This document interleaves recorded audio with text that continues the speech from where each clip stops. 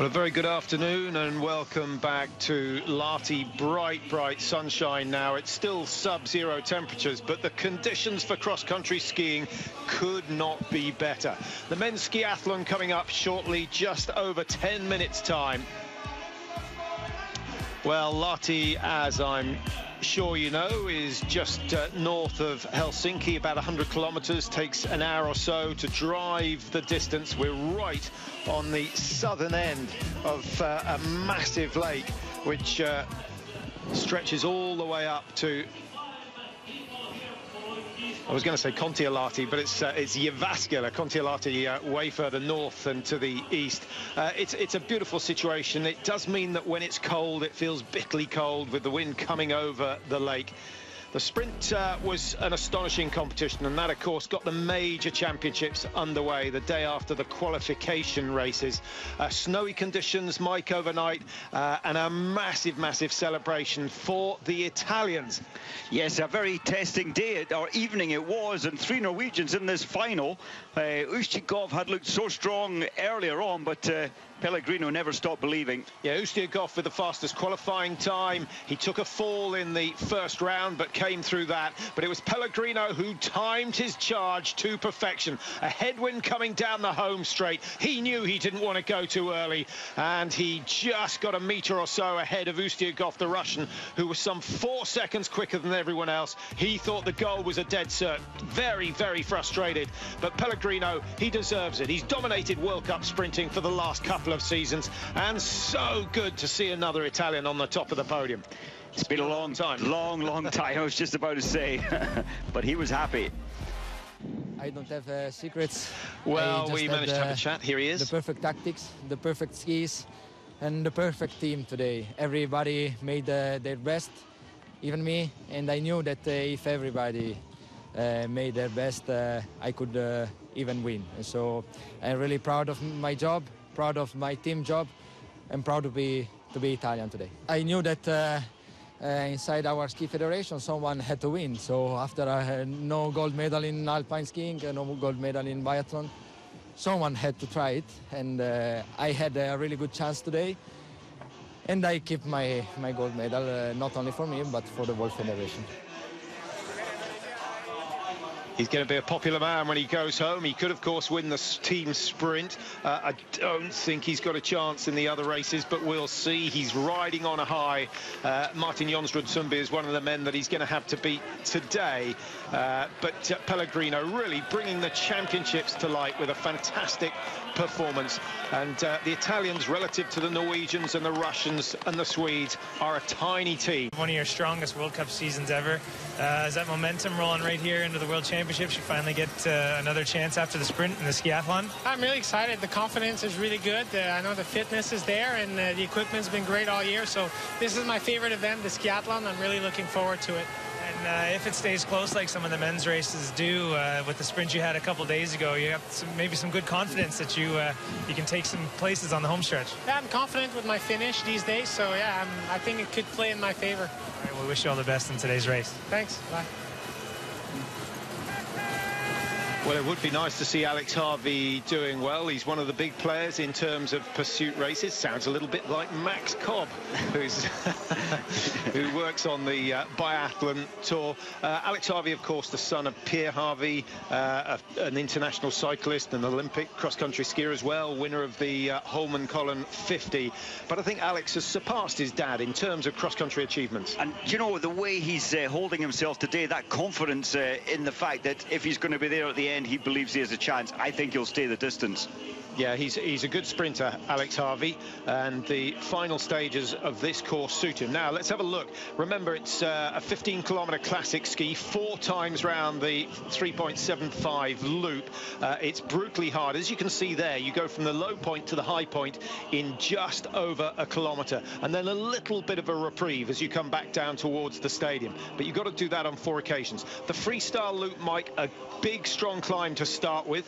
Then you keep losing all your height that you've gained right down to the bottom before you come up with that final climb. Well, incredibly, the first 15, they're climbing 544 meters. The second 15 is just 2 meters short, but everybody out there saying that the classic profile is more testing because of these very steep climbs and such short recoveries. The skating, it's long climbs, long recoveries. Yeah, the majority of the climbing in the classic coming in that crucial 1 kilometer. If anyone's going to make a break on the first phase, which is incredibly rare, then it will be on the big climb as they work their way up to the 2 kilometer point of that 3.75 loop. The athletes making their way out to a fantastic reception here in the Lahti Stadium.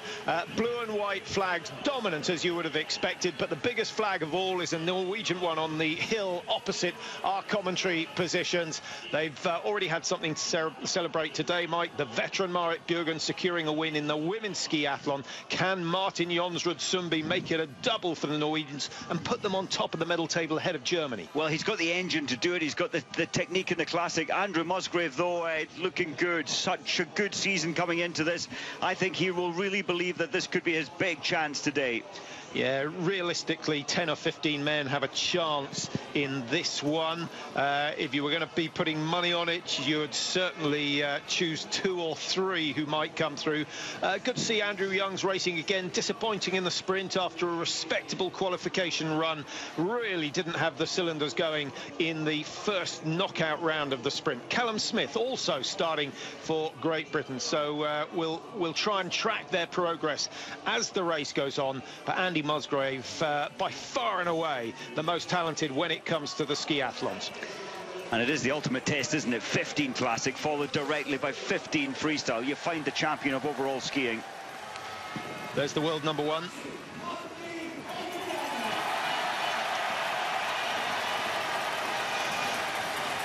Well, welcome to Lahti if you've just joined us. Second race of the day. There was enough drama in the first one to keep them going for a week, but they've got a double days today. The 2 skiathlons. Alex Harvey full of smiles. I wonder if he learnt that from the American girls who did so well in the sprint event. Sergei Ustiakov absolutely devastated not to win the sprint. If he's on his Tour de Ski form, he could be the man that comes through to win today. Marcus Hellner, great record. I'm always surprised how few World Cup wins Hellner has and how few medals he's got at championships, because he's such a talent. What about Magnificat? We haven't had the French on the podium yet. Do you know, Magnificat, this is his race. He's not too strong in the classic style, but he can make up for it in the freestyle.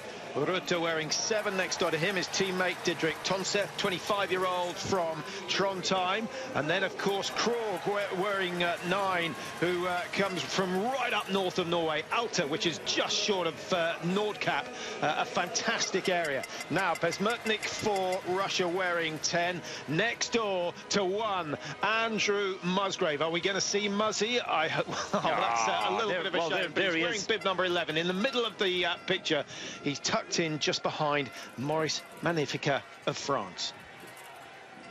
Countdown started. 15 kilometers classic, 15 kilometers freestyle, a total of 30 kilometers today, and they stream out of the stadium. They'll break to the right and up and over the first of many climbs over the next 30,000 meters. We can guarantee there's going to be a bottleneck further back in this, and probably a fall, just like in the women's race. Yes, there is. There's a couple of athletes down at the back. Staying out of trouble, so important. Not so easy if you're in one of the 2 middle columns, Mike, as we have a look at Sundby, just very steady up that first climb. No rush from him. If he's going to make a break in the classic, I suspect it will come late on in that first 15 kilometers. Yes, you would think so. He's certainly got the form coming into this, Patrick. Last weekend in Otterput, a similar course actually, very tough profile course. He broke the field by 37 seconds to second place and 49 back to his teammate Holland, who was 3rd on that day. Number 13, that's Halvarsson from Sweden, trying to make a couple of places. There he is, going up alongside. He wants to get onto the heels of Sundby fairly early on, so he's in a position to match any moves. Krog losing time in the first few meters. Just looking for Andrew Musgrave. He's on the left-hand row as you look at it, and just 3 back, I think. It's a great place to be. Look at immediately Heikkinen, bib number 2. Well, he's allowed 5-meter gap, but he's going to try and just shade exactly what Sundby's doing. And Sundby, I think, is going to press this first 3.75 very fast. Well, we'll get an idea of the pace when we see how strung out the field are at 2 kilometres, which is the top of the first bit of climbing, the high point of this first 3.575 loop. Fast bit of downhill coming up here, Mike. It drops down and then a steeper drop as they break to the left. And a very steep climb, yes, fast 45, 50 kilometres an hour down into this left-hander. This is the only little reprieve. It's just an 8-second recovery. And now look what comes next. It goes up to 23% incline for the next 120 metres. Yeah, this section just meters from the shores of Lake Payani. And the lowest point that they reach throughout the day. They're coming through here 4 times before they switch to the freestyle skis. Sundby still very much under control. Halvorsen, number 13's done well. Is he back to the form we saw from him in Ruka at the beginning of the season? The Swede's certainly hoping so. Well, he's looking good there. He's made an absolute positive move. He's a big, tall athlete, so he doesn't want to get tangled further back. And I must say, Andrew Musgrave on the wide outside edge, looking composed, looking very, very strong. Ustiakov happy to be behind Halvorsen, but Halvorsen's such a tall man, Mike, that there aren't many who can ski in the same rhythm, and therefore you have to sit 2 or 3 meters further back than you normally would do. Yeah, you do, and I think Halvorsen, that was a statement. He went to the front and then he slowed it down because I think he was expecting a runaway early from Sundby. Good start from Musgrave. He's got himself slotted into 6th position, which is equals his PB for the season, and his form's been getting better and better as the year has gone on.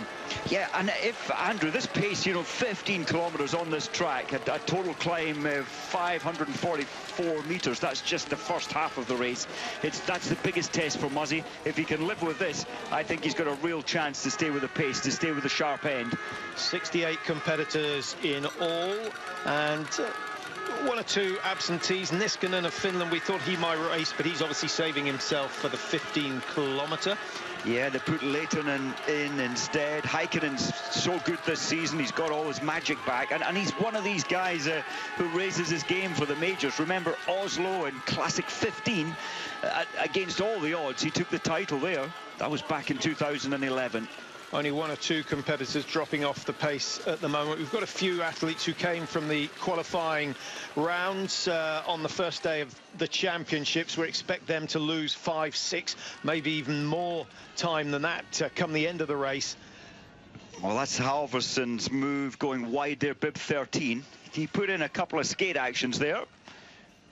No, I've had a look at the results from previous championships, Mike. The one thing that stuck out to me, the last 5 championship pursuit races, the winner has never been more than 2.8 seconds ahead of 3rd place, not 2nd place, but 3rd place.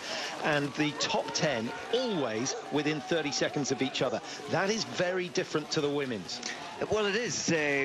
We've seen gaps in the women, huge gaps. That wasn't quite the case today. But that's what I was thinking today with Sundby coming into this on great classic form. I thought maybe he'll try and go early and really create some damage to the rest of the field. Well, the first man I'm ruling out of contention is Clement Paris, number 19 from France. He has got virtually no grip on his skis whatsoever. This is not a course for double poling. Definitely not. And in fact, that's why over the years, really, these courses have the profiles with a total climb of 1,086 meters today. The profiles are quite steep to try and take away the ability to simply double pole it. It's just too steep to do that. Yeah, Sundby's tried it once this season with the new regulations. The poles have to be no more than 83% of your body height. That's from the tip of the pole up to where the strap comes out of the handle. Nice and relaxed there, looking from Andrew Young, and that wonderful technique that he has, easy stride, and his huge engine, making it look easy. Andrew Young, number 50.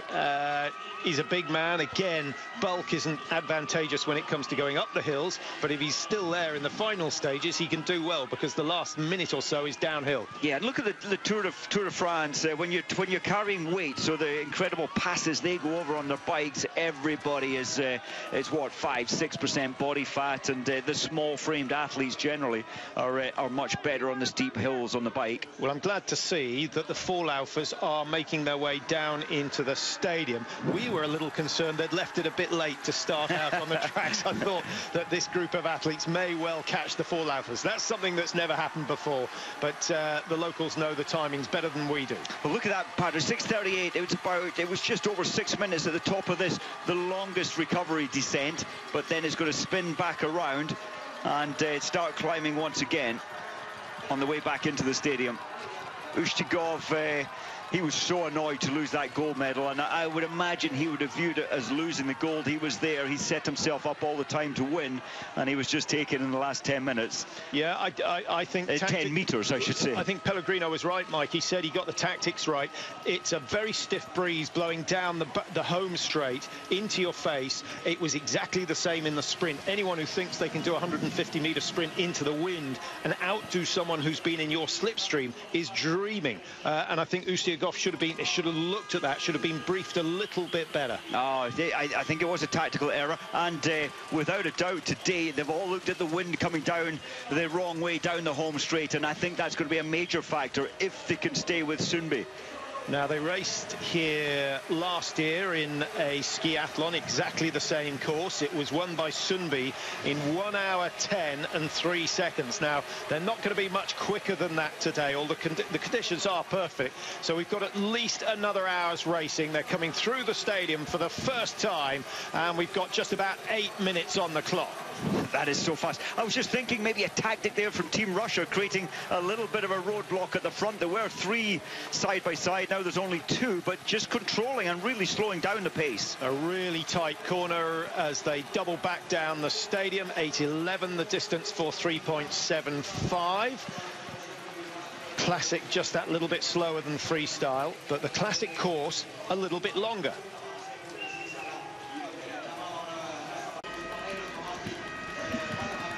Welcome back to Lahti. The first of 8 laps completed in the men's skiathlon. Ustiakov is the man who went through the stadium first. Leading duties have been handed now to Danny Rickardson of Sweden. Now, he's a 34-year-old, which many of our viewers may feel is quite old for this sort of a game, Mike. But the average age of the top 15 in the world hovers between sort of 28 and 32. It's endurance, and yes, young lads are coming in and getting up into the top 5 occasionally, but the strength and the endurance is such a huge part of cross country that I think we do often see 26, 27, 28 is the bracket where generally you're at your best. Now, Mike, I pointed out the fact that the last 5 championship pursuits, or skiathlons as they're called, have been incredibly close, just fractions of a second between first and second. Sundby knows his chances are massively reduced if he's in a group coming into the stadium. He does. He hasn't that killer turn of pace at the end. We saw that in La Clusa. Yes, it was a 15-kilometer freestyle, but he was outgunned. He had some meters leading into the home straight, but he was hunted down by his teammate Finn Hagen Krogh, who's bib number 9 today. So he knows that he doesn't have that killer final pace, but he's got all the pace when it comes to raw fighting at the front. What do you think is his number 1 asset? Do you think it's just the strength? Do you think it's a technical issue? Do you think it's his mind? I honestly think the mind plays a huge part, but a lot of the Norwegians are saying we respect this guy because like so many champions, they put in a little bit, they put in the extra hours, and often when you're training the body to cope with this kind of terrain and this kind of punishment, it's about how you prepare yourself in the summer months and the years leading into this. Well, the Norwegian flags are there in numbers. They've got 1, 2, 3. Russia in 4, Sweden, Harvey, Krogh, Ustiakov down in 8th position at the moment, only a couple of seconds off the pace. Both Andrew Musgrave and Andrew Young with the leading group going through the stadium for the first time. Callum Smith's lost some 45 seconds on the first lap. Multiply that by 8 to get some idea of where he's going to finish at the end of the day. I think he's likely to lose more time on each lap. I think so. I know that first lap was a brutal pace, and Sundby took a little recovery into the stadium and for the first 500 meters, but once again he's going to torture the rest in this field. He's the only one, I think, who can handle the burning pace relentlessly over 4 laps that he's setting. Sundby, Røthe, Tonseth. 1, 2, 3 for Norway. The Swedes will be happy that Halvarsson has got himself into a very nice position. Further back, let's pick out on some of the outsiders for today. 57, that was Aiva Rima from Estonia. It's been a while since we've seen the Estonians at the top of the game. 46 is Alev from Estonia also, and 58 behind him, Olas Klimin of Kazakhstan. Now, the Kazakhs did brilliantly at the student games in Almaty that they hosted, and one or two of those students have now won themselves a place in the Kazakh team. They have Velichko, that was another Kazakh just going up the climb there, but some seconds, quite a number of seconds adrift. Big climb coming up. Sundby leading the way. Harvey not giving the leaders an inch. He's right up in there. Number 9 is Finn Hagen Krog, the 26-year-old Norwegian, who comes from the same sort of area as Vegard Ulvang, of course, who was one of the all-time greats. He certainly was. He had, like Sundby, they've got this, you need a strong mindset, and I think Sundby has one of the best. Once you've got that mindset and the engine to go with it, you're a very hard character to beat. There's Muzzy, bib number 11. It's a brutal pace, but he seems to be coping well. 13, Halvarsson, who made a burst early on just to make sure he was with the leading group. Just behind him is Andrew Musgrave. Lots of track changing going on, Mike. All the tracks look to be in pretty good condition, and they sent out a lot of fallouters, so I can't see the difference in speed. Is it just a question you want to be on the inside of the turn because that's a shorter distance? Well, that's right. The tracks, they're wide here, what, 10 metres, so you've got a best race line. It needs to be the left side lane coming around this bend, so I think they're just trying to get the straightest line up the track. The pace steadying as we see number 35 Semenov catching up with that lead group. 19 is Clement Paris. Well, I thought he had no chance, but sometime, well, you can see him herringboning already. I mentioned that his wax didn't seem to be working. To still be within 30 seconds of the lead without decent grip is pretty impressive. On this track, I think the main thing is on this track, if you haven't got decent wax to get you up the steep hills, you will suffer. Yeah, and I know why he keeps changing track. Yes. Yeah, he doesn't want to push it too much, though. There is a rule where if you're changing track too many times, effectively it's skating from one track to the other. 33 trying to stay with it there. That's Rigoni from Italy, one of the new Italians. Well, it's relentlessly, we're beginning to lose numbers. It's beginning to spread out a little. The 3 suits from Norway are in second, third and place. They put a sustained attack, and then it seems like we'll get a Russian bib to the front to try and slow it down. I think it's in their best interest to slow the Classic down. 4 laps, and they've yet to complete the second. Sundby putting in a lot of double poling at the moment. Skis seem to be gliding well. We did question the Norwegian skis in the women's race, but the technicians would give nothing away. They were happy with the way things went. Obviously, they got the gold medal with Marit Bjørgen, but Parmakovsky's skis did seem to be that, what, 1.5% quicker. Without a doubt, when you do a raw comparison where there's a gap coming off the top of the hill, you can see certainly Parmakovsky skis were gliding better than Bjørgen. Well, you can see the crowds. We've got an estimated 35,000. Well, they've sold 35,000 tickets, and although there are barriers up around the woodland, it would not be difficult to get in to watch. Look at this, is incredible. Look at the time. It's only 16 minutes, and everyone coming now back into the football stadium. 8 minutes 11 seconds at the 3.75. We're going to find out what it is at 7.5. We're looking for 16:22 would be an equal split, so just a fraction slower than that.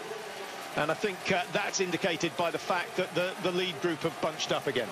Well, there's now a definite 30 in this lead group, then a gap of some watts, just 5 seconds, but that gap is significant. Once you start losing touch, the journey becomes almost more difficult.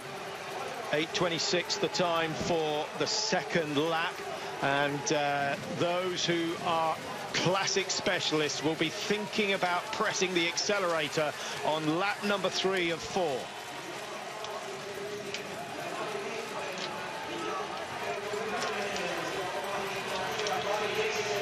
Andrew Musgrave, bib number 11, sitting at the back of this group. Andrew could do with moving up a few places just to make sure that he's in a position to match any moves. His fingers are crossed, Mike, that no one goes for broke in the classic phase, because if he's in the lead group at the start of the 15-kilometre, he's got a chance. But having said that, if he is with the lead group, you can guarantee that he's been working a little bit harder than the Ustiagovs and the Sundbys. Just looking at Sundby's face there, he's beginning to look... All he needs is 20 seconds breathing recovery, and he's back. He can punch hard again, and that's what he's doing now. But I think you're right. Muzzy needs to stay within 10 to 15 seconds of... And once again, Sundby's got his recovery, and he's attacking again. Yeah, he's going to make them hurt on this third lap, and certainly he'll make them hurt on the fourth lap. In terms of cardiovascular demands, Mike, the classic generally regarded to be much harder work than the freestyle. It's all about the number of muscle groups that you're using. It is, and with you're moving them at slightly quicker tempo. In the freestyle, it's more compression, more like pushing heavy weights. You're getting the same amount of lactic build-up maybe, but you're without a doubt more out of breath in this, the classic style. And with that being the case, you would expect those who are blessed with big lungs, big heart, Sundby, Ustiagov, you would expect them to try and get away in the first phase, but it so seldom happens. I think it's a lot of it's psychology. You know what it's like from past racing. Wherever you're in a pack race or a mass start, the journey over 10 or 15 kilometers always seems easier, because your mindset will say, I just have to keep hold of this at whatever level you are at, and it is easier in the slipstream of somebody else. Yeah, I think I agree. In the classic freestyle yesterday, we spoke, we took turns in sharing the lead. It certainly felt better being out front and in control. It did, which was quite weird. Normally it's better in behind, but these hills, we were on these hills yesterday, it's just unbelievable the pace that these lads are attacking. And 14 up front, pushing the pace now. Is that Gaillard? No, that's Andrei Larkov. 14. Yeah, he was a very, very good junior. He was fourth in the Junior World Championship pursuit, I think, back in 2011. So he's one of the younger skiers out there in the field. And Alex Harvey, he's done no work at the front, and I thought that interview earlier, there he is, bib number 3. He's looking composed, he's looking like he's able to manage himself, not getting excited with a change of pace, just easily going with it. Yeah, and the tash has gone. He's lighter, yeah. Less wind resistance. Well, he was penalised in the sprints. Remember, he was perceived to have chopped off or cut off another athlete and dropped down to 12th position. So 8.7 kilometres completed. It's a 30-kilometre race. Still some way to go.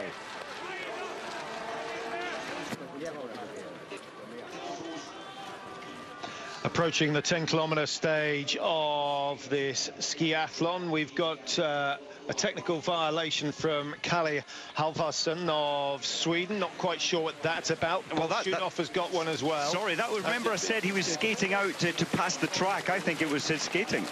Well, that was a classic error. Was that number 42? I think it was Vilnius-Jainen there, stepping to his left to try and make his way past, but all the bollards on the left getting in the way.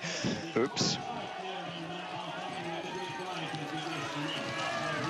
5 is Marcus Hellner, who was the silver medalist in the Olympics back in 2014. 3 Olympic golds to his name, Marcus Hellner.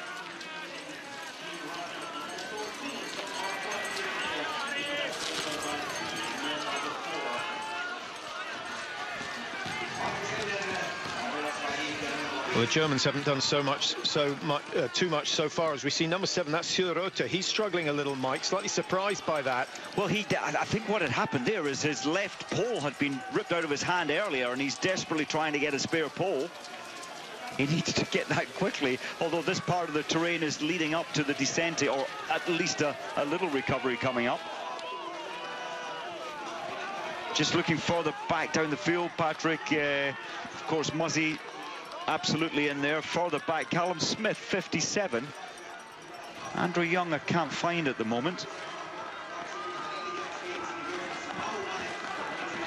I have a suspicion that Andrew Young may well have pulled out of This one, Callum Smith, yes, I think sadly Andrew Young has pulled out. Not quite sure what the issue is there, but Musgrave was always going to be the man that British attention needed to be focused on, and he's sitting nicely in that leading group, although it is a fairly substantial leading group. Plenty of talented skiers in there, and it's being led alternatively by Sunbi and Ustiagov of Russia. Now the young Russian Mike, who has got an infringement, so he's got a yellow card. Bolshunov needs to be careful, but he's not someone we've seen a lot of. He's just done really well at the under-23 World Championships. Yes, he has, and so often we see athletes who come into majors having had a very good springboard of their junior and under-23 championships. He did very well out there with 2 golds, 1 silver, and he's got no pressure. This is a new experience for him, and he's doing so well. He's on the far side there, wearing bib number 27, come up alongside Sunbi, who might be thinking, what cheek, but he's going to have to live with it, because he's got a Russian on his left, a Russian on his right, and that looks like a positive move coming in from Andrei Larkov, trying to accelerate into the downhill section as they head back towards the stadium and the completion of lap 3 in this classic race. Nice. That means they've got one 3.75 loop of classic left, and still no indication that anyone is trying to get away on phase 1 of this skiathlon.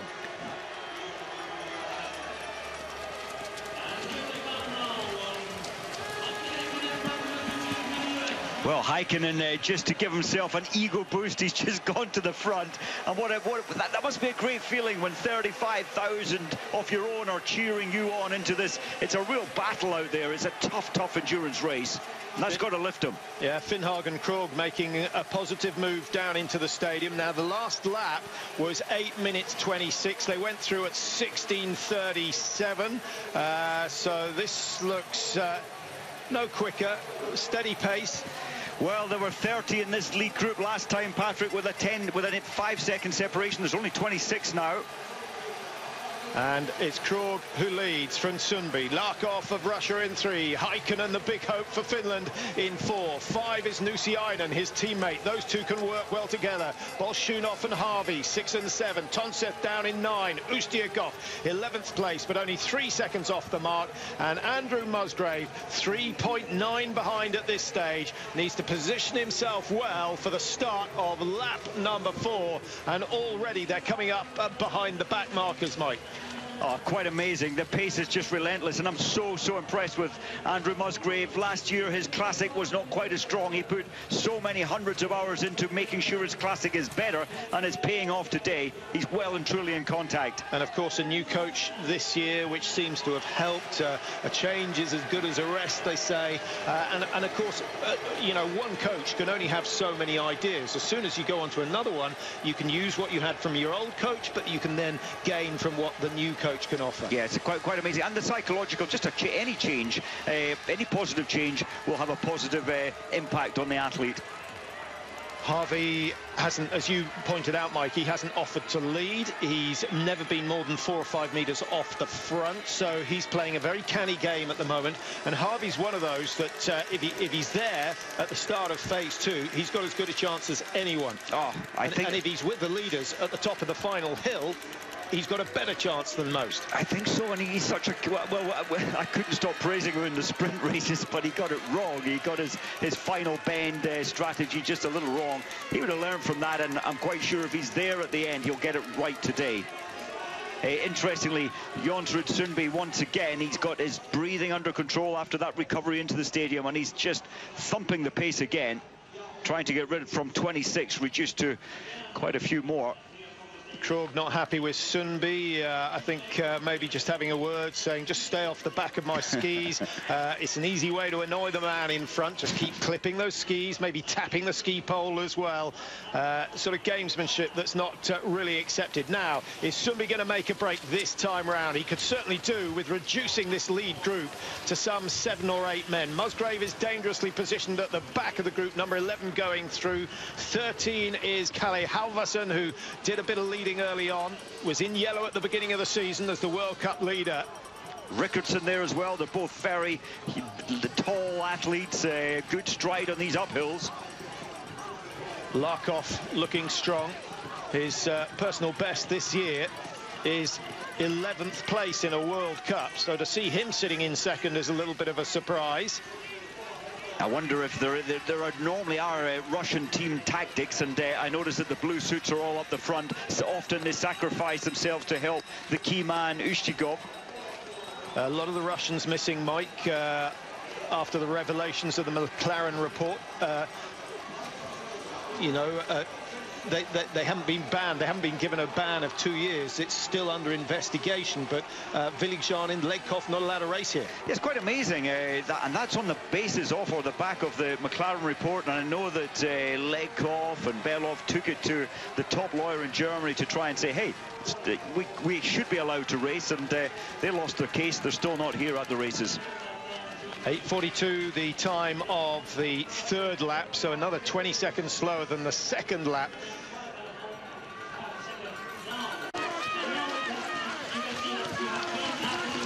Welcome back to Lahti. We've got some 10 athletes in the leading group of the men's skiathlon. They are approaching the 15-kilometer mark, and then of course they switch from the classic style, the traditional style, to the contemporary style, the freestyle that was really introduced to the World Cup back in 1985, although some characters had tried it a long time before that. Quite amazing, isn't it?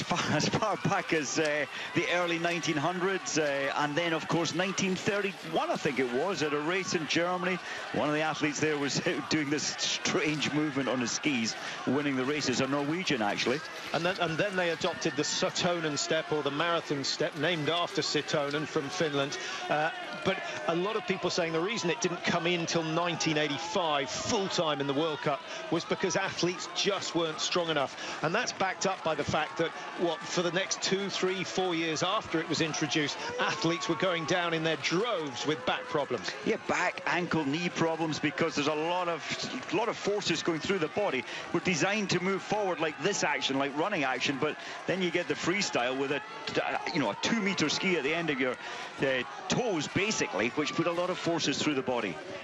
Yeah, I know the Norwegians were very keen in the early days that school kids and the younger members of the clubs were forced to do both classic and freestyle, and I think that has paid dividends over the years. The Russians, I suspect, have done the same, because they're traditionally very strong in the classic style, and they have positions 1 and 2 here. Number 4 is Ustiakov, one of the race favourites, and number 10 is Alexander Bezmetnik in there as well. The brutal pace, Patrick, that Sundby is setting each time round, it was 30, then it was 26. Now I think we've got 11 at the front. The rest will probably close down in this easier terrain coming up, but he really is hurting the pack, but he's not getting rid of them. A lot of double poling from Sundby, which might suggest that his grip is not the best. He's doing a lot of looking around, trying to assess the situation. Now comes a little bit of burst, but I think that's just before the downhill, and that's the concertina effect. Really intelligent skiing from Sundby, Mike. Opens the gap up that little bit further, and it might mean that 1 or 2 more athletes drop off the back. Very much,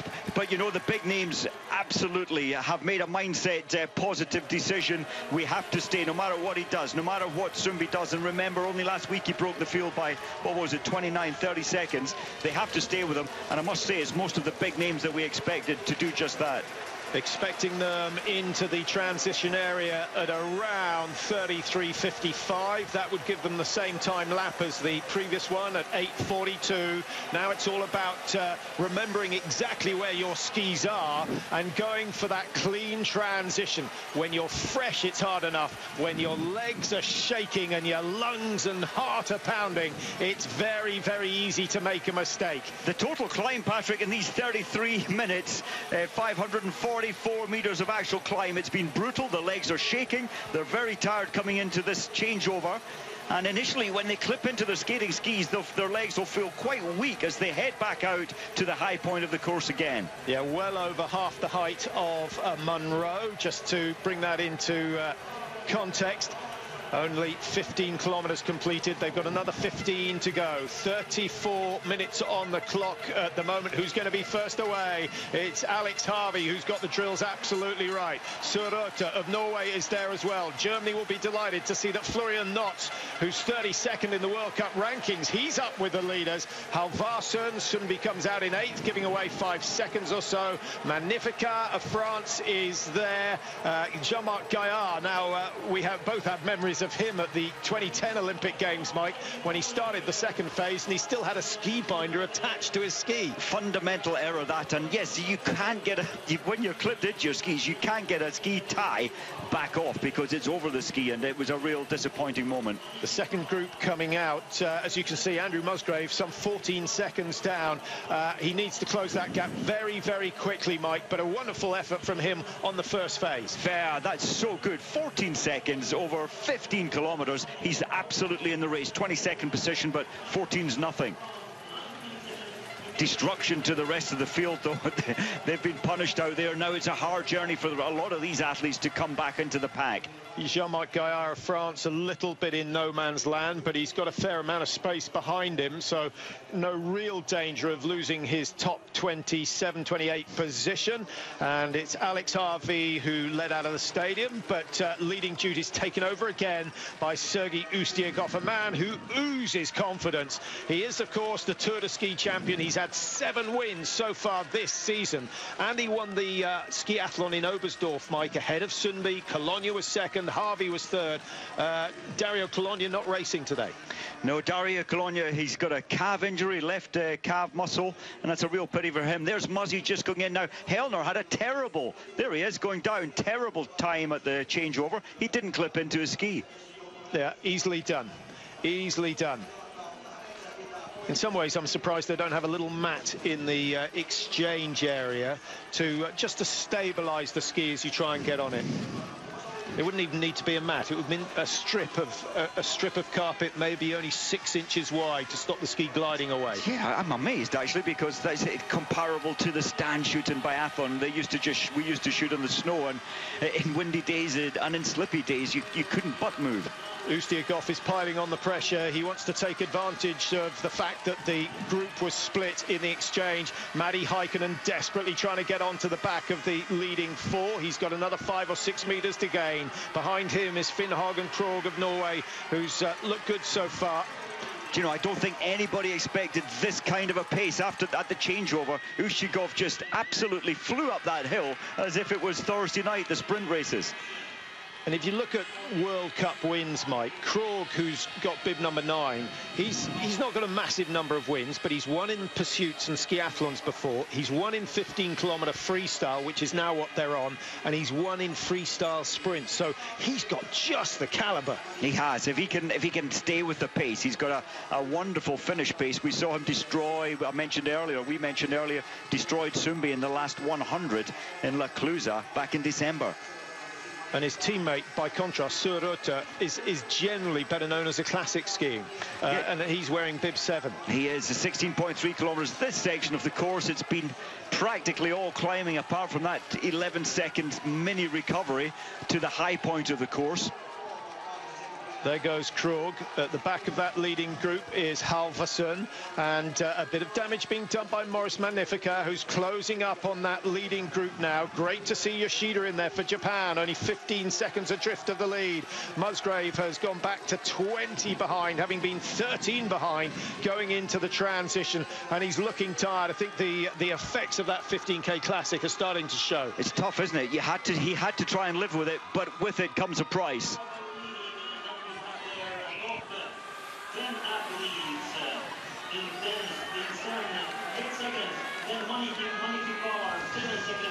Well, this freestyle leg, although they're saying it's easier than the classic, it's still pretty tough, and it doesn't allow you too many opportunities to recover from your efforts. Some of the athletes looking for some refreshment. Oh, how frustrating for Florian Notz. He desperately wanted a bit of fluid there, and that just upsets you mentally more than anything else. But he'll be angry at the moment. He's got to put it to the back of his mind and get focused on his position, technique, and of course what tactics he's going to employ later on. Besmertnik wearing 10 for Russia. Maurice Magnificat is there for France. Comes from Thiers in the Haute-Savoie, which is about 30 kilometers from Geneva to the east. It's a stunning area. What a place to be brought up and live, and a Magnificat to stay with the pace of the classic. That's better than we've seen in the past. He normally has to pull back 28 seconds to get back to the sharp end. This is tough now, Patrick. The low point again, almost stadium height, and now they're climbing up to the very high point again. Just this little dip here, then it's all climbing up over the high point from here. Yeah, perhaps what I should have mentioned about Magnificat, rather than where he lives, which gives no indication of what a talent he is. 7 wins, 4 of them have come in the skiathlon. He's just got the mindset where so often we see it even in the pursuit competitions. He brings something special to his game. Ustygov at the moment wants this more than anybody. Is it wise leading? He'll probably reassess it at the top of this climb and maybe slip further back into the pack. Well, this shot giving you the impression that we've got a much larger group than we actually have. Ustygov is still keeping the pressure on. Something we've been pointing out about his technique this season, Mike, is that the arm action generally is shorter than most, which means that the tempo of the legs is that little bit higher. Yes, he's tweaked that, hasn't he? And I think we had a little feel of how that works yesterday. I think there's a good energy return. Yeah, if you compare it with Marcus Hellner, number 5, you can see that the leading hand goes all the way back behind the hip. Ustygov generally stops just in front of the hip. Yeah, and he's getting the return. Here's the bridge, the high point. This is about halfway up the big concrete stanchion support, which supports the ski jump, and has some climb from the stadium at 33 minutes. Sundby not looking quite so comfortable, back in 6th place at the moment, but the Norwegians still have 3 in that leading group of 10 or so.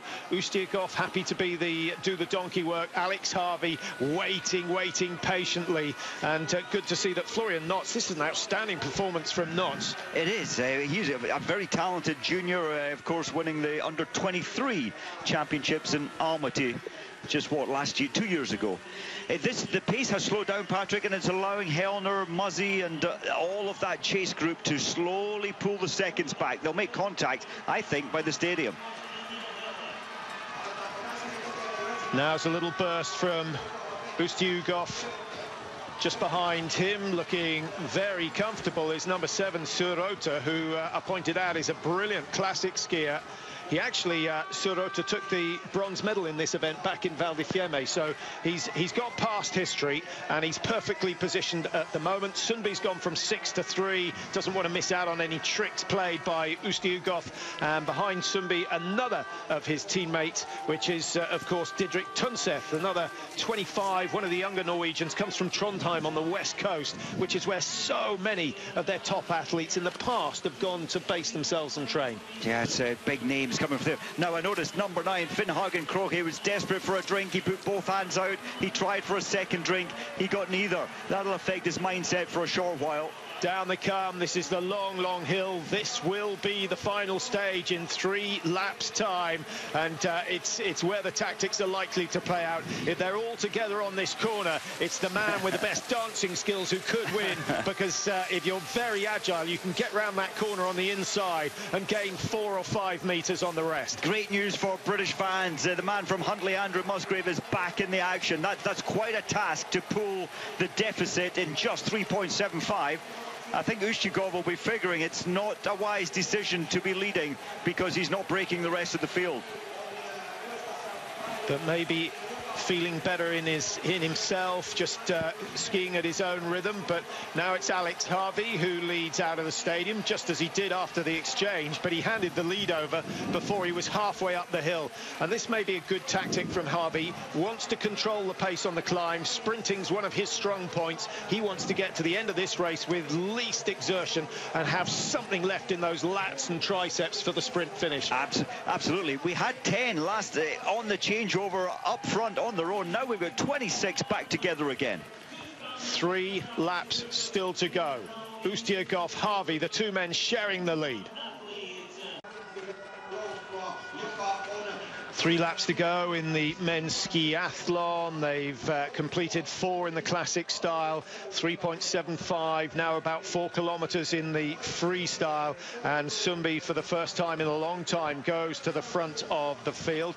Had a bit of recovery work to do after a bad transition, Mike. He only gave away 8 seconds, but 8 seconds when the men are traveling at 23, 24 kilometers an hour is a lot to give away. It is, and it's expensive. 8 seconds doesn't sound much, but you're detached. He had to chase most of the 3.75 to limit the damage. Here's the very quick recovery. It's not much at all, and then you spin around to the left and straight back up to the base of the ski jumps again. 9:34 the time for the first freestyle leg. Compare that to the first classic lap, which was at 8:11. The course is, what, 150 meters further. There's not quite as much climbing. We'll get a really true indication of that because, of course, the timing on the first lap included the change of skis. Yeah, and I think that when you do all, we saw how steep this long and steep the climb is, up to the high point. As I said, going back up to the high point again in the freestyle section of this race, you're going to be traveling at a slower pace because of these long, relentless climbs and all the recoveries coming very quickly. Kalle Halvarsson, number 13, now finds himself at least 75 meters off the race leader, and if it's not Sundby pushing the pace, it's Ustiagov who does it. Ustiagov, a brilliant sprinter, as we saw 2 days ago, took the silver medal, and for the first time we're starting to see a gap, and it's Matti Häkkinen who's providing the roadblock for Alex Harvey, who's got to make a move. He cannot afford to sit behind. It's been spotted by Finnhagen Krog, and he's trying to close the gap quickly. Well, they almost let it go. They weren't aware that Ustiagov would try and put in that crazy sprint so early. I think it's only Sundby that's living with it. Yeah, Sundby's well positioned. We'll get another shot of Krog in a moment. 13 is, of course, Kalle Halvarsson. It's not the same Kalle Halvarsson that we saw prior to Christmas when he was on such devastating form. Third in the World Cup standings back in 2015, Mike. Pretty much vanished in 2016 last year, down in 80th, focusing on other races. Yes, he went to the distance races last year, and I think maybe there's an attraction of more money there than there is in World Cup racing, but he did have a great start. But look at the damage that Ustiagov is giving to the rest of the field. Well, this is about the stage of the game that we saw a break in the women's race. We ended up with 2 out front. Krog spotted the move but has been unable to respond. Just behind him is Surota. Alex Harvey down in 5th at the moment, and Matti Häkkinen, who just can't keep the pace going. He's got Andrei Larkov behind him. Larkov, the athletes who are knocking the drinks over, you really need to get some fluids inside. Well, a lot of it's to do with where the guy providing the drink is. And the guy not running alongside. You're absolutely. Going 25k an hour to a roadblock, and you just can't grab it. You've got your straps on, your ski poles. Anyway, I'm amazed they don't practice it. Now, this is where Sundby and Ustiagov, they can really take the initiative now and keep this brutal pace going. And I think they've got a real lasting break. So 3 Norwegians in the chasing group. They need to team up, and they've got to make a move soon. Alex Harvey just moves to his right, give himself some space, just do it steadily. But as soon as Ustiagov eases up on the pressure, you've got to try and close that gap down. Musgrave is still there. A top 10 would be a fabulous result for Andrew Musgrave. What was he in Farland? 16th? I think it was 16th. Did you have a look, see what Sundby did there as he passed Ustiagov? He had a real good look into his face, and I think what he saw made him put in another sprint. He saw a very tired face on Ustiagov. Well, he's only human after all. I've done Musgrave a disservice. He was 12th in Farland in the skiathlon. Bear in mind, he's had 13 top 20 results this season. He's had 3 top 10. It's brilliant. There he is, Muzzy. He's only 18 seconds. It's 12th position again. At this pace, this is a phase in the race where you've just got to try and live with this incredible pace. And look at them, they're all madly suffering, but they know they have to try and keep that 18 seconds under control. Next time they come through the stadium, they will have just 7.5 kilometers to go. This race twice the distance of the women's, Mike. In athletics and many other sports, apart from tennis, the women do exactly the same as the men. And I'm surprised that the women aren't saying, look, we either want to race longer or bring the men's races down, because women tend to get better as the distances increase. It's quite interesting. It's 1,086 meters climb for the men. It was half that, of course, for the women this morning.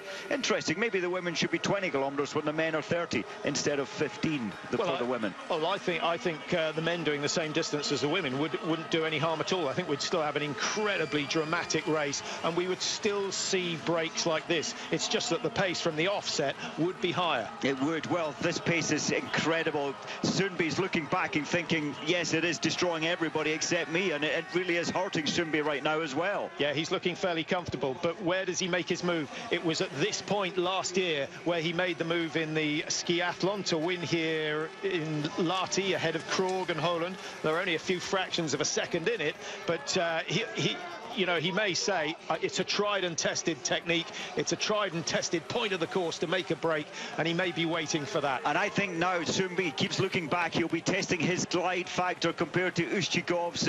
Not for this time, it's for the... Is it just, one more lap to go? No, we've got... Sorry, two more to go. Oh, it's just too much. They'll be wishing it was one. We have to tell them they still have 2 to go. A total of 7.5 kilometres. It's early days to make a break. It's so early to put such a decisive break. But once the gap is there, I think they're going to have to work together. But Sumbi's happy enough that Ustigov is at the front and working a little harder than he needs to. And we've still got some 10 men in contention for the bronze medal. Ustiagov looks through the legs just to see where the ski tips of Sundby are and whether he's gaining on the downhill. If they're together at this stage on the next round, then Ustiagov's going to have to think wisely about how he can win the sprint into the finish, having been pipped by Pellegrino in the sprint race just 2 days ago. Sundby, of course, doesn't have those sprint legs in him. No, he doesn't. But Ustiagov, that's almost 3.75. He's been working hard and more. 5 kilometres? I'm amazed that he's not going to ask Sundby to assist with the pacemaking. 8 minutes 30, the second of the freestyle laps, 51.39 on the clock for the race leaders. So that's almost a minute quicker than the first lap, which did include the transition. Musgrave still less than 20 seconds off the pace. Has he got it in him to go for the bronze medal? It's going to take a monumental effort from Musgrave, but he's a monumental skier. He's a fantastically tenacious skier. Oh, so much potential, so much power, so much mind power. 2 to go.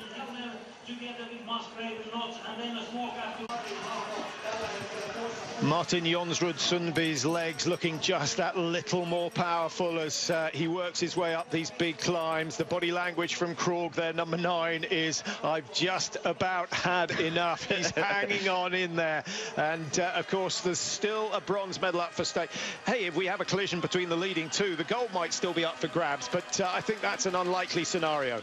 I think you're right. I mean, the intensity's been severe at the front for both Ustigov, Sundby. Could they hit the wall? Unlikely in what, an hour 11, hour 12-minute race.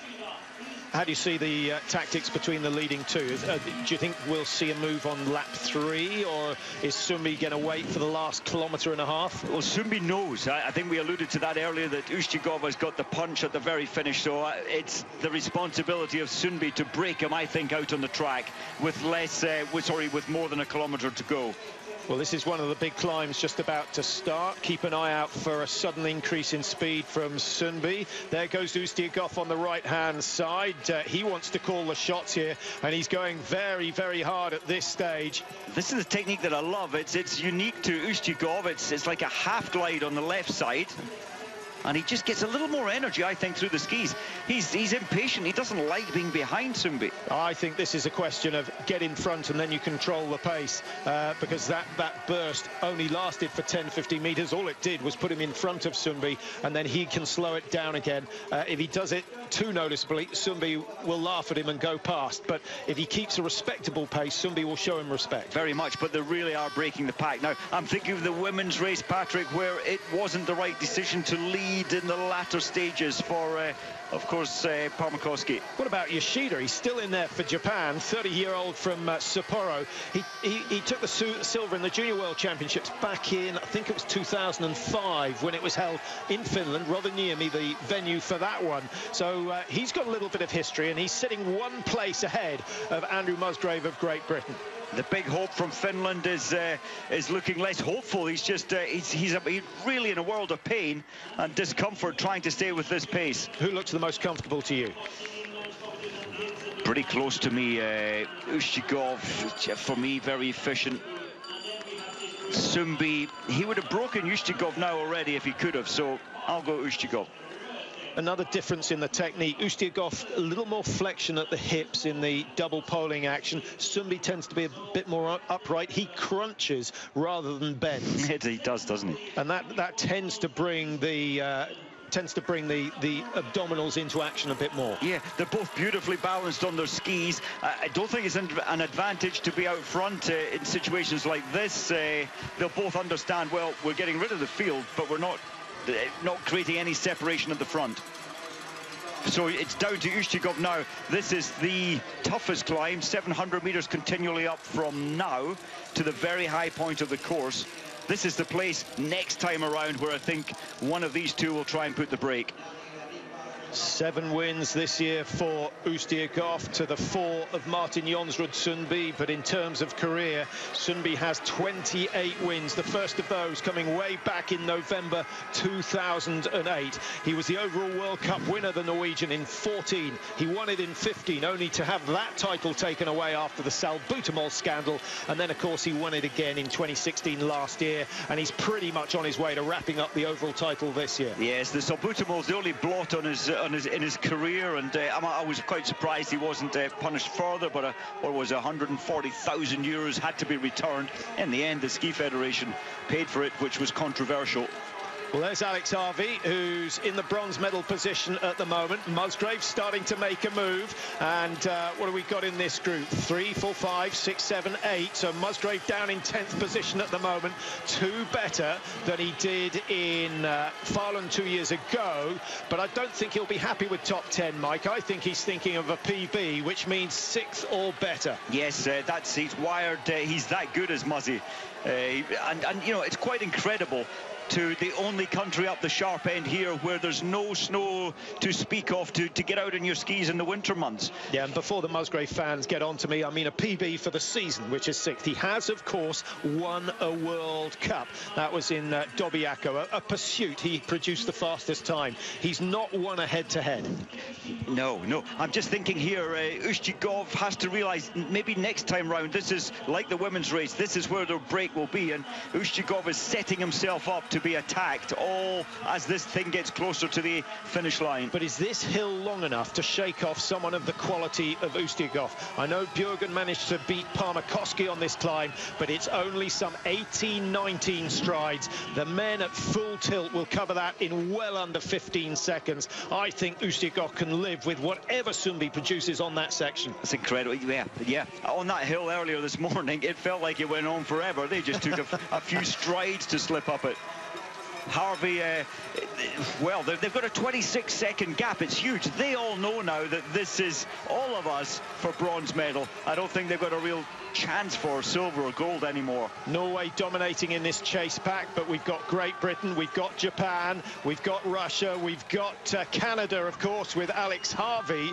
The German Florian Notz has dropped off the pace. Number 5 on the far side, Marcus Hellner's still there, so he could be eyeing the bronze medal at the moment. And Yoshida's still there, Muzzy's still there, and he's got to be thinking in terms of bronze at this stage of the race. Well, that would be a wonderful bit of history if he could do it. It's still asking a huge amount as he's been hanging on in. I think he'll be hoping that 3 or 4 of that group drop off the pace on the last lap, which is about to start. They came through the stadium last time at 51:39. We've got just over the hour on the clock. The winning time last year in the skiathlon here, 1:10:03. Is it going to be as quick? It is going to be as quick as that. This is brewing up for an amazing final. 3.75 as they go further and further down the track towards 30 kilometers. It's 26.25 now. This is playing, for me, it's playing into the favor of Sundby. 8 minutes 54 seconds for the last lap. And now they go, 3.75 to go, 3,750 meters, but they still have some 138 meters of climbing to do. Since this chase group here, Patrick, have realized that they're not fighting anymore for the gold or the silver. They've slowed down, they're just playing tactical, but they're allowing the second chasing group to close in and merge with them. Yes, and it's Bezmertnik of Russia who's closed that gap down. He's now right on the heels of Andrew Musgrave, which is bad news as far as the Brit and the Japanese athlete go. They wanted that chase group to be as small as possible. And of course, France still hoping that Maurice Magnificat can pull a wonder card out of the bag.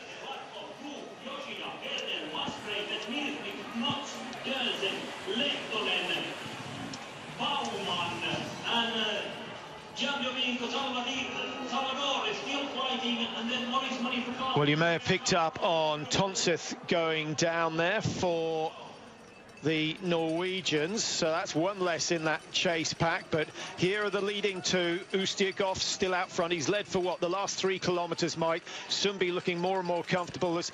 I'm not sure whether Ustiakov is playing games, making it look a bit like a duck flying away from its nest, trying to kid you that it's injured, to draw you away from the young. Hey, mind games are all part of the game of sport, aren't they? I think he's just almost a spent force after those 4 sprints, what, just 2 days ago, 4 times round to 1.6 at maximum. He's got to be feeling it a little more than Sundby, who didn't take part in the sprints at all. Now, can we get a readout on the numbers in the chase group to see what the chances are? So chase group, it's a 34-second gap back to Harvey, and there's just so many in that chase group. Great to see Andrew Musgrave there, 9th position. He's right, basically a second behind Harvey, so there's real possibility, and it's slowing down again, the chase pack. An update on the timing for, I think it's Musgrave now at the front of that chase group. He's taken advantage of the fact that things have changed. It's going to go ballistic at some stage. 3 big climbs on this freestyle loop. Will it be the first, the second, the third, or will they leave it for that last little climb before they come drop down into the stadium? I think Sundby's going to try a blast now just to put the feelers out there, and if he can get rid of Ustiakov, then he'll go with that, but it's got to go soon. So Musgrave sitting in bronze medal position at the moment, and what a moment it would be if he could hold that right the way through the end. It's still odds against it, but Muzzy is a phenomenal racer. We were lucky enough to ski with him when he was about 8 or 9. Even then, he had the cheek to think he could beat you. Well, well, and then, you know, on running over the hills in the Cairngorms at 10-year-old, he just had a super attitude, a super engine. Go Muzzy, you've got a chance. Well, I thought there was more brought down, but yeah, only 2. Yoshida's gone. Besmertnik is gone. He's got a broken pole as well, so he's out of contention for the top 3 unless the chase group just cruise. Sundby a little bit of a burst there. I'm not sure what happened to him. He dropped back a little bit, and maybe a turn of pace from Ustiakov, who ups the tempo. 1:03.52 on the clock. Roughly 6 minutes of racing remaining for the last, what have they done? 27.6. So they've got 2.4 to go. What a pity Yoshida brought down in that little fall there, and that's a broken pole. I think someone must have clipped the pole of the Russian. It's broken the pole, it's broken his chances, it will have broken his heart, and of course his team, his family, all watching on, thinking that he had a chance. And Sundby just looking left, looking right. He's out on a Sunday stroll on a Saturday. He's ready. He's just getting as much recovery as possible for a real turn of pace. It's got to happen very soon at the front. Possibly mind games. Now the pace really switches up as Krog and Harvey move to the front of the chase group. Musgrave's still there. He can survive for 2 kilometers. Hellner's still there. This the chase pack, this is amazing, all chasing the bronze medal. They've still got the biggest climb to come on this final lap, and the pace at the front is slowing. Both men playing mind games at the moment. Sundby will be watching and waiting. Does he believe he can outsprint Ustiakov? That might be a belief a little bit too far, stretching his imagination. Ustiakov, I've never seen anyone so disappointed with a silver medal, the one he got in the sprint. He wanted that gold. He set himself up for the gold. He's just such a fighter as Ustiakov that he doesn't know how to take it easy, and the easiest place to be is right in behind Sundby and be ready to counter any attack that Sundby gives. Race after race in the Tour de Ski, it was Ustiakov who came out ahead of Martin Jonsrud Sundby. The tables have been turned a little since then. It took the Russian a long time to recover from his efforts in the Tour de Ski. Sundby seemed to recover the next day, and of course in Otterper Sundby looked unbeatable. Well, there goes Sundby. I think we said last time that this is where the break is going to happen, and it's a long punishing break. But Ustiakov will not give up easy. Sundby's eased up. The first effort didn't work. Well, it's a chess game, and Sundby isn't getting everything going his own way for the first time in many years. Musgrave dropping to the back middle of this chase group as Surut of Norway keeps the pace up. I don't think we'll see too many let-ups in that group now, and they've suddenly got visual contact with the two race leaders, and that means that Ustiugov and Sundby can play cat and mouse no more. They'll have to make sure that they maintain 15-20 seconds over the chasers. Very much. Muzzy still looking good for me. He's third back on the right-hand column as we look down the track. Alex Harvey in there as well, wearing 3 for Canada. Has Yoshida got back in contact after that stumble? He just about has. Fantastic effort from him. And Florian Notz has got himself into touch with the chasing group. Oh, what a race. Not much distance left now at 28.6 from 30. 35 seconds between the chasers and the two leaders. I can't see anything changing as they come back across the top of the plateau. They'll hear the roars from the stadium as they go past the stanchion for the jump. And then, of course, we drop down a little before up into that final climb. Well, we thought there might be a few pace changes on this big climb just 500 meters ago, but it has to come now under the bridge. And on that 22% gradient climb, one climb to go. One climb for either Ustiugov or Sundby to make them up. And here goes Sundby. He's gone wide and he ups the tempo. But Ustiugov is a master sprinter as well. They're still level. And down goes Sundby. The pole is broken and his chance of victory has gone. His chance of the win has gone. Ustiugov is away, and it was no one's fault bar Sundby's. He planted the pole inside the ski, and the Russian has been handed the gold medal on a plate. Not over yet, but the plate's there. It's on the table. Are we going to see some drama from Sundby? It's all downhill from here into the stadium, and I can't see him closing that margin. No, it's almost impossible. I don't think the ski pole he was handed matches up. It's a lot taller than his stature. Oh, what disappointment for the Norwegians and Sundby. They were hoping for the double today as they come down the hill towards the stadium. There's a 45-meter gap between first and second, and you don't see Ustiugov give that sort of lead away ever. Surely it can't happen. He's on to the final pitch of the downhill. It flattens in another 50 meters, and then he's got just 350 meters to go. Silver in the sprint. The winner of the Tour de Ski is about to take the gold medal. The grimace on his face turns to a big grin because he knows he's got this one. Russia are going to beat Norway in the skiathlon. It's a very, very sad way to finish the race. We were looking forward to the final sprint, but who knows? Maybe Ustiugov would have got it anyway. He's got 50 meters to go, and the gold medal goes to Russia, their first of these championships, and it goes to a man who already has a silver to his name. And bitter, bitter disappointment for Martin Jonsrud Sundby, the world #1, the favourite, the winner here in Lahti last year, has to settle for second. Well, here we go for the sprint for third place. Alex Harvey's making his move, he always does, but is he leaving it too late? He's going very wide. He knows he has to, but I think he's left it too late. Finhagen Crockett is with a lead of some 7-8 meters. Norway are getting 2 on the podium, silver and bronze, but they desperately wanted the gold. Across the line comes Rutte just outside the top 3. 14 is Larkov. Where's Andrew Musgrave? He finishes down in 11th place, which is 1 better than he did 2 years ago. He'll be massively disappointed when you consider his position with just 3 kilometers to go. He was in 3rd position, but he is world class, and we have to take our hat off to the man who was raised in Alaska, lives for much of his life in Huntley, just outside Aberdeen. To match these men at their game, which they all started at the age of 2, is quite unbelievable. It's just beyond belief. And the budget, Patrick, the budget that in Muzzy's team and the great support that he has, a minute fraction of Russia and Norway's budget. Yeah, his budget wouldn't even buy Sundby's skis.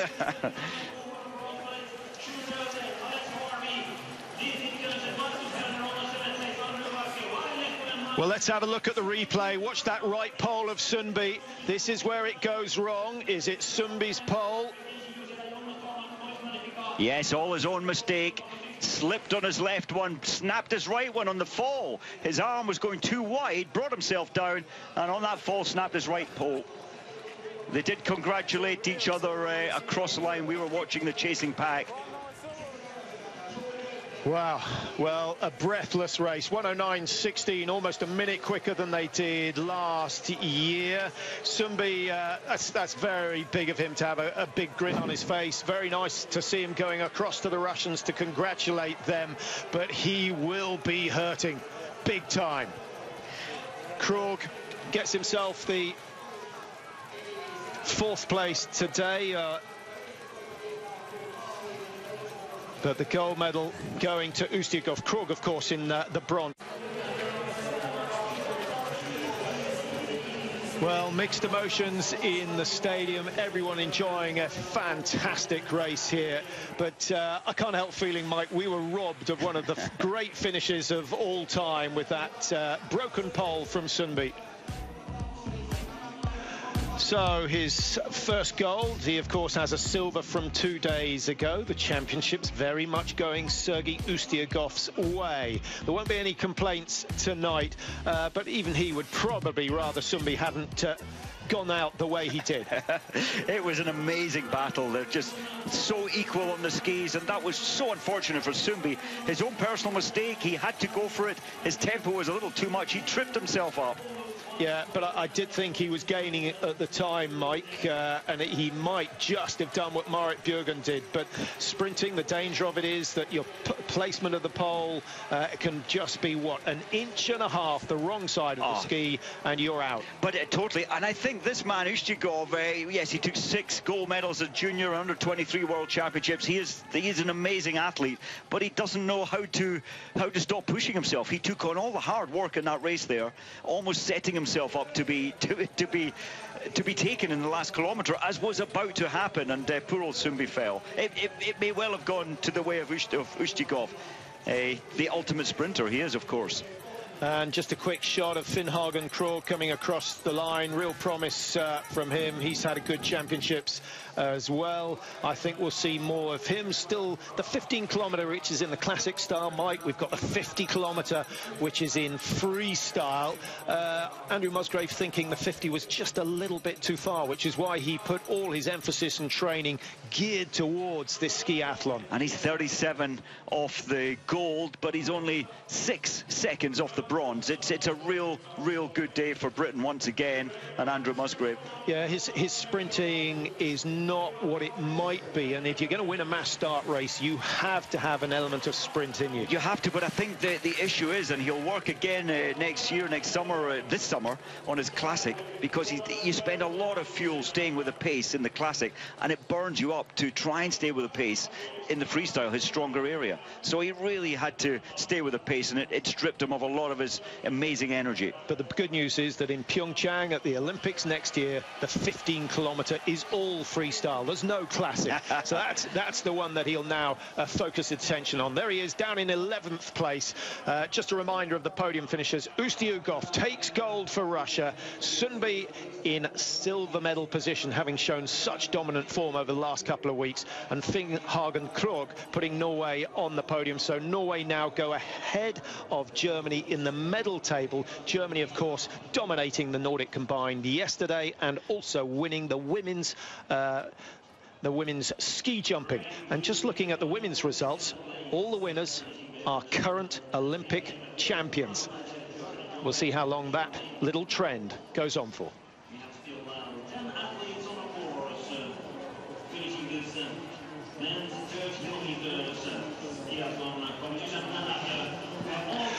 Well, what a day we've had here in Lahti. Pleasantly warmer than it was yesterday. We've had sunshine all the way through the afternoon.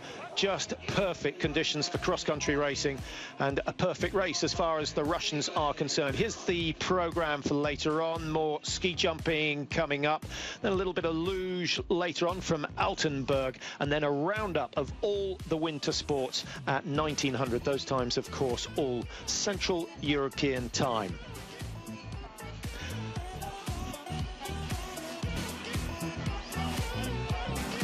So that completes all the action from today. The 2 skiathlons. If the rest of the races are like this, Mike, we're going to be exhausted when we go home. I'll have to say that they're all special, but this is the ultimate test. Who can handle 15 classic immediately with 15 freestyle? I think we're finding the best, and they were inseparable until the last mistake from Sumbi. But Ustiakov taking it. Ustiakov is now the man to beat, with a silver and a gold to his name. That's all from Lahti for today and the cross country. More ski jumping coming up later on. We'll see you with the team sprint tomorrow.